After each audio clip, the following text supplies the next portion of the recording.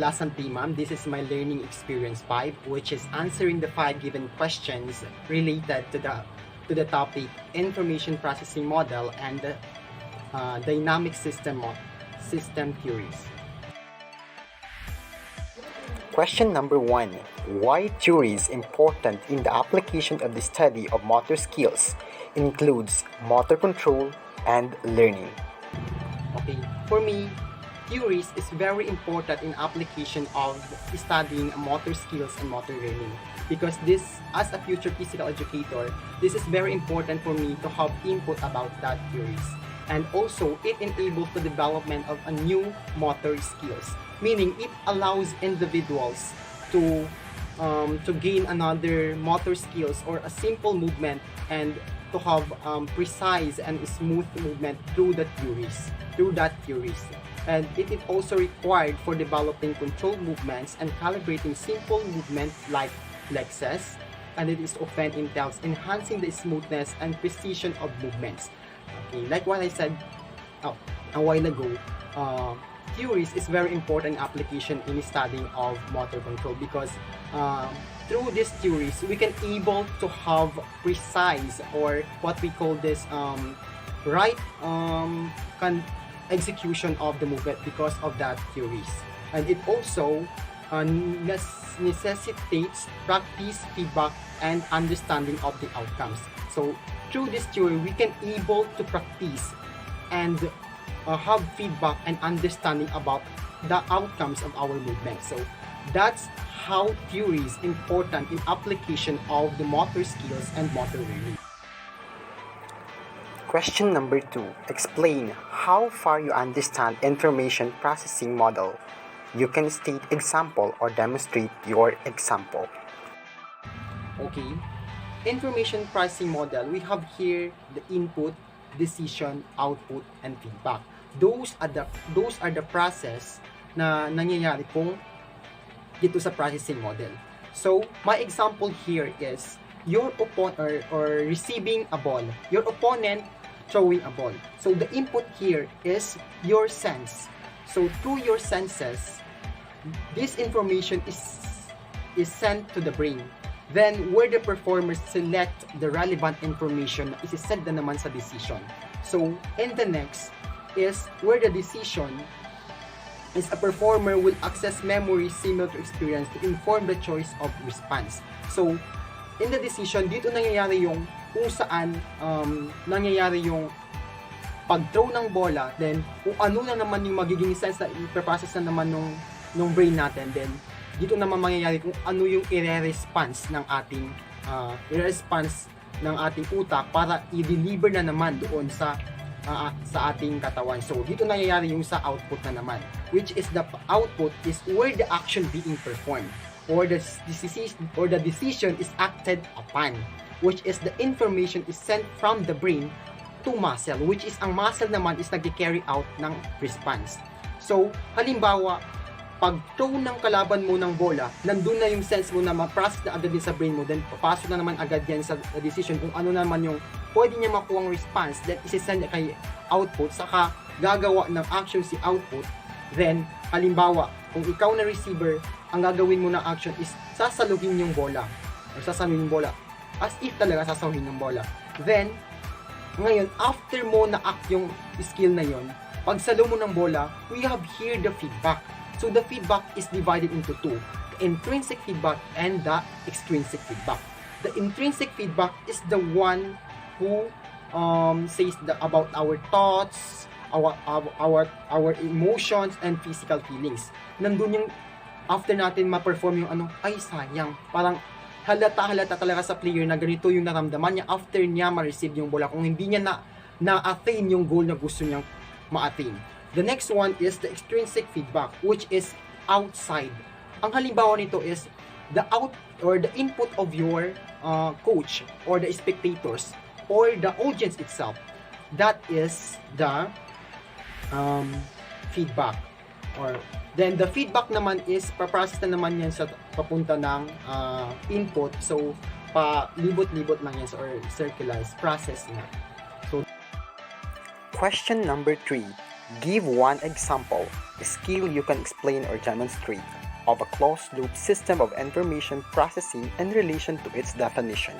Assess the relative strengths and weakness of the closed-loop system to your given example. Okay? So, firstly, what is closed-loop system? Closed-loop system, it is a feedback through to the input to the control the action of the desired output. Closed-loop system measures, monitor, and control the process through feedback to compare the actual input with the desired output. In doing so, it greatly reduces errors and brings about the desired output or response. This closed-loop system is also known as feedback system. So my example here is running, which is the control and desired output is on the hand of the performer because of the presence of the feedback system. So, like for example sa running, kapag nag-run ka, ang pinerform mo ang skill na running, along the way, kapag pag may nakita kang obstacle doon sa way ng tinatakbuhan mo, you have this chance para ma-prevent or iwasan yung obstacle na yun. Also in snow skating and cycling, ganun pa rin. Kapag may snow na nakaharang dyan na malaki, you have this chance to control and maiwasan yung mga obstacles na yan. Question number 4. Give one example, a skill you can explain or demonstrate, of an open-loop system of information processing in relation to its definition. Assess the relative strengths and weaknesses of an open-loop system to your given example. Okay. Now, an open-loop control system is also known as no or non-feedback system. Acts completely on the basis input. The output has no effect on the control action. The memory trace is formed when the skill has been well learned. Open-loop control does not produces feedback, can change the movement during the performance. Open loop is taught to start motor skills. Okay. My example here is smash in badminton, which is once the player is gi-perform na yung wala na siyang chance na makat pa yung halimbawa kapag na-smash yung player or the player is performing the skill, wala na siyang chance na putulon yung skill or ma-interrupt pa na para mag-react or mag-adjust pa doon sa ginawa niya because the absence of feedback. That's why yung mga skill na ito is kapag those skills na kapag ginawa mo na is wala ka ng chance para mag-adjust or wala ka ng chance para or opportunity para baguhin yung action because yung mga action na yun or yung mga skill na yun is tuloy-tuloy. That is because the absence of feedback. Question number 5. Explain how far you understand movement constraints in dynamical system theory. As much as possible, please give example. You can explain or much better demonstrate your example. Okay, the last question, which is I will explain how far I understand the movement constraints or the dynamic system theory. Okay, dynamic system theories it refers to balance or adapting balance, which is commonly na nangyayari or na-encounter natin araw-araw.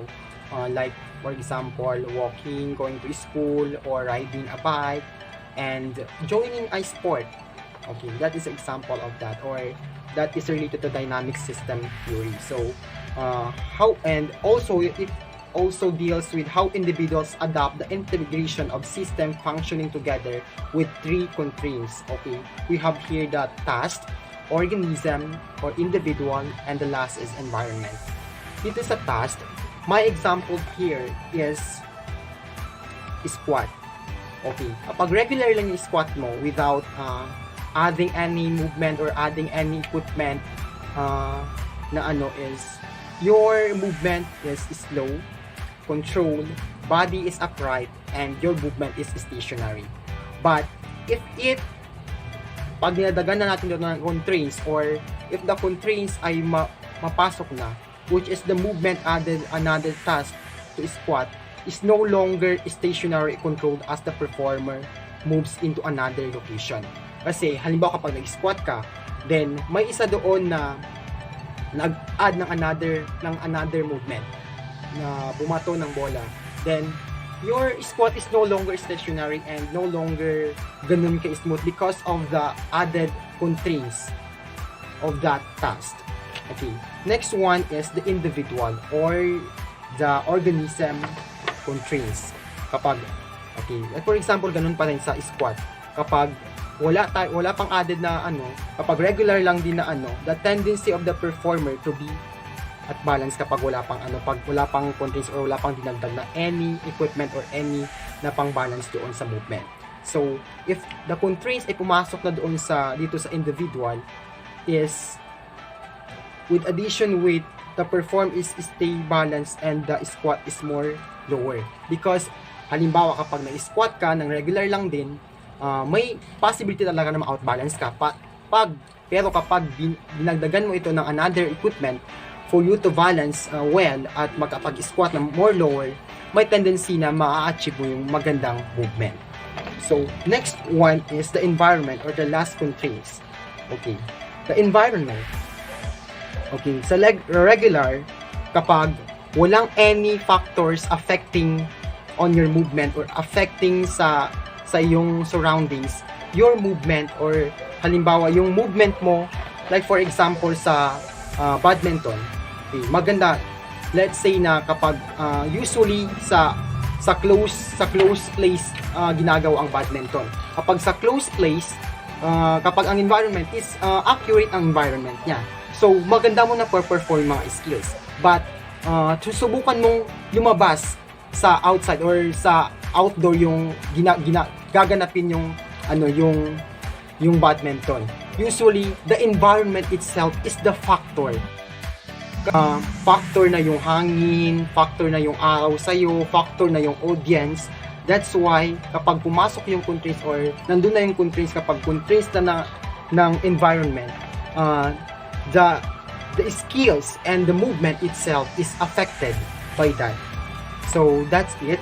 And my conclusion about it is, in conclusion, dynamic system all aspect of our life, either in we are usually using walking, running, and other activities na nandun yung related ng balance and the adaptation of balance and through the integration of these three constraints, the task, organism, and the environment. So that's it for this learning experience 5. Thank you for listening, ma'am.